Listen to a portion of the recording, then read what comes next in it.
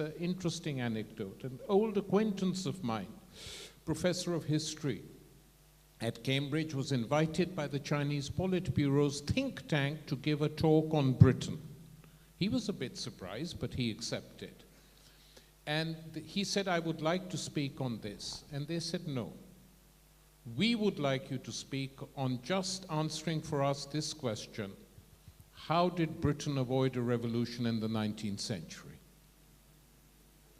And he went and said, this is how. And they said, and there was no democracy in Britain in the 19th century?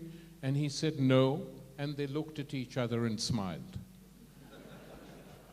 Now, the point they were making is that they realized that the productive forces in China are so explosive that the move from the countryside, where there have been even small peasant uprisings, into the towns out of desperation is so strong that you don't just have marginal populations in China, you have a huge industrial development of the new type since China became this power. So what you say, I think, is essentially applicable to Europe and possibly to most of North America.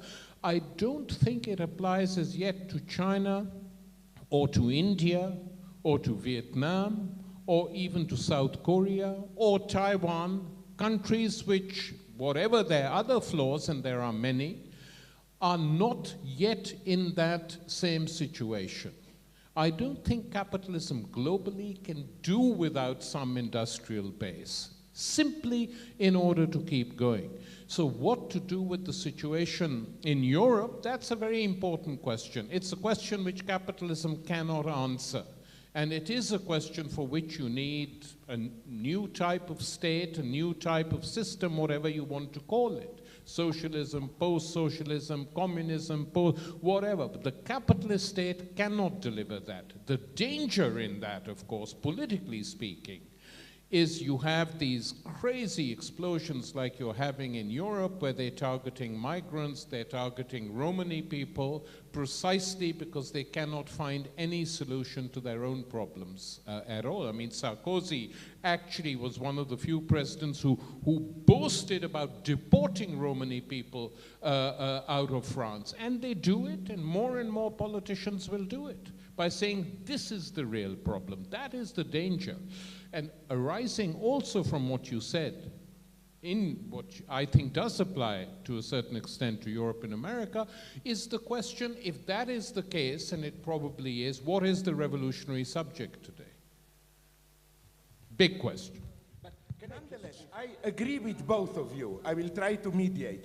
I agree with but your level is this Western post-work society, then the workshops. But I claim that nonetheless there is a third, even lower level.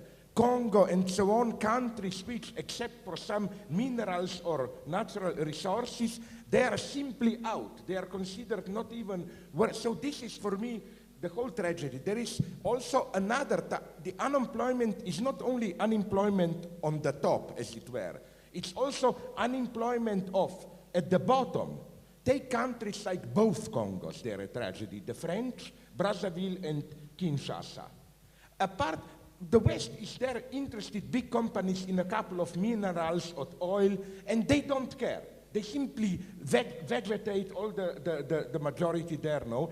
Point two, even in China, you must know it, it's not as unambiguous as you said, because, you know, they do have now their own slums, their own surplus. Everyone cannot find work, so the same tension is gradually reproduced within, up to a point, I agree with you, within China itself, which is why, as you said nicely, the situation is so explosive in China.